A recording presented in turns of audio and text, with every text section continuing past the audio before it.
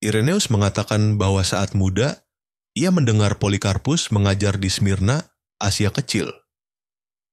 Polikarpus pernah mendengar Rasul Yohanes mengajar saat Polikarpus muda.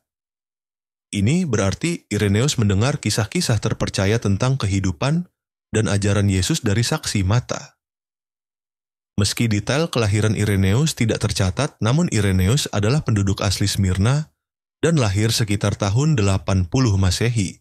Setelah beberapa saat belajar di Roma, Ireneus pergi melintasi pegunungan Alpen menuju Lugdunum di Galia, yang sekarang dikenal sebagai Lyon, Prancis. Lyon selalu menjadi pusat perdagangan yang penting di wilayah tenggara Prancis. Terdapat populasi Celtic yang besar di sana ketika Julius Caesar menaklukkan Galia pada tahun 52 sebelum Masehi. 9 tahun kemudian, seorang mantan letnan dalam pasukan Caesar, Manatius Plancus, membangun dan mendirikan sebuah pos militer di sana di persimpangan beberapa jalan dan sungai Rhone dan Saone. Sejak masa itu hingga pertengahan abad ketiga Masehi, Lyon tetap menjadi kota terpenting di Eropa Barat Laut. Selain dewa-dewa Celtic yang disembah di Lyon, orang-orang Romawi juga memberi penghormatan khusus kepada Merkurius, Apollo, Hercules, dan Jupiter di sana. Kekristenan pertama kali muncul di Lyon pada pertengahan abad kedua Masehi, ketika pedagang dan misionaris datang dan menetap di antara penduduk. Sekitar tahun 150 Masehi, Polikarpus mengirim Plotinus ke Lyon untuk mendirikan gereja di sana. Plotinus adalah uskup pertama Lyon. Saat Ireneus tiba di Lyon sekitar tahun 150 Masehi sebagai presbiter gereja, gereja setempat masih baru dan orang Kristen menghadapi penganiayaan berat. Gereja Lyon mengirim Ireneus ke Roma pada tahun 175 untuk mewakili mereka berdiskusi dengan uskup muda Eleutherius tentang toleransi terhadap kaum Montanis dan ajaran sesat mereka di Asia Kecil. Kaum Montanis adalah sekte di gereja Asia Kecil yang sangat menghargai wahyu kenabian sebagai standar yang tinggi. Montanus mengajarkan tentang moralitas dan keyakinan bahwa Tuhan akan kembali sewaktu-waktu ke Pepusa, sebuah kota kuno di Frigia, Asia Kecil, yang menjadi pusat kaum Montanis. Ketika Ireneus kembali ke Lyon dari Roma, ia merasa sangat berduka saat mengetahui bahwa sebuah kemartiran massal telah merenggut nyawa hampir 50 orang Kristen, yang menjadi tragedi besar bagi gereja di tempat itu. Di antara para martir tersebut, terdapat seorang budak perempuan bernama Blandina, serta seorang pria bernama Sanctus, yang kisah-kisah kemartirannya masih terkenal hingga hari ini. Di antara para martir adalah Plotinus, uskup gereja. Sekembalinya Ireneus segera ditunjuk sebagai pengganti Plotinus. Ireneus tetap menjadi uskup Lyon selama seperempat abad. Sebagai uskup, Ireneus memilih para misionaris untuk dikirim ke seluruh Galia untuk menyebarkan Injil di antara bangsa Celtic dan Romawi, selain mendorong dan mengorganisir orang-orang Kristen yang tersebar di seluruh wilayah tersebut.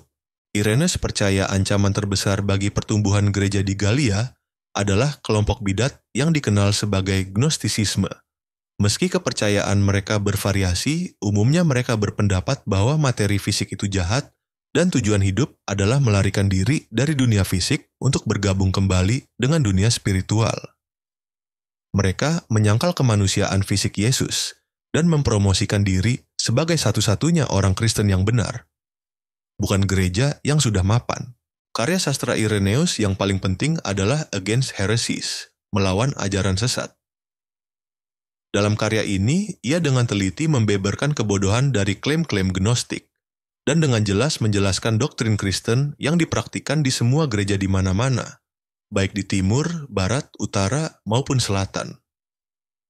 Oleh karena itu, hasil karya Ireneus tetap menjadi yang paling penting bagi pengetahuan tentang sistem Gnostik dan teologi gereja mula-mula.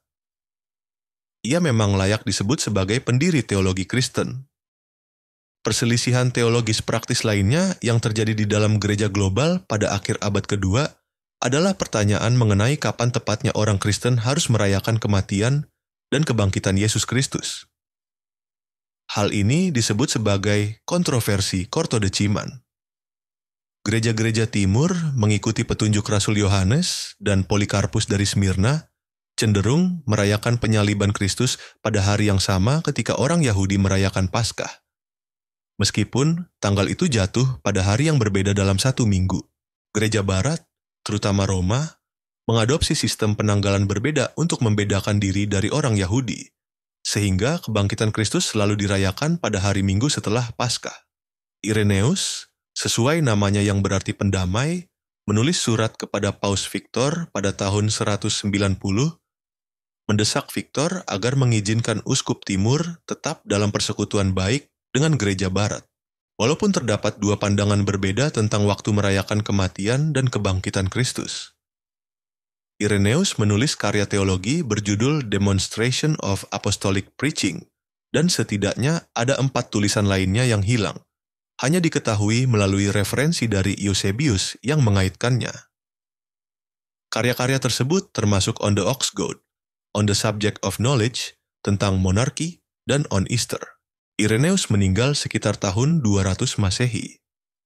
Catatan-catatan selanjutnya menyatakan bahwa ia meninggal sebagai martir pada masa pemerintahan Marcus Aurelius, tetapi tidak ada yang menyebutkan kematiannya.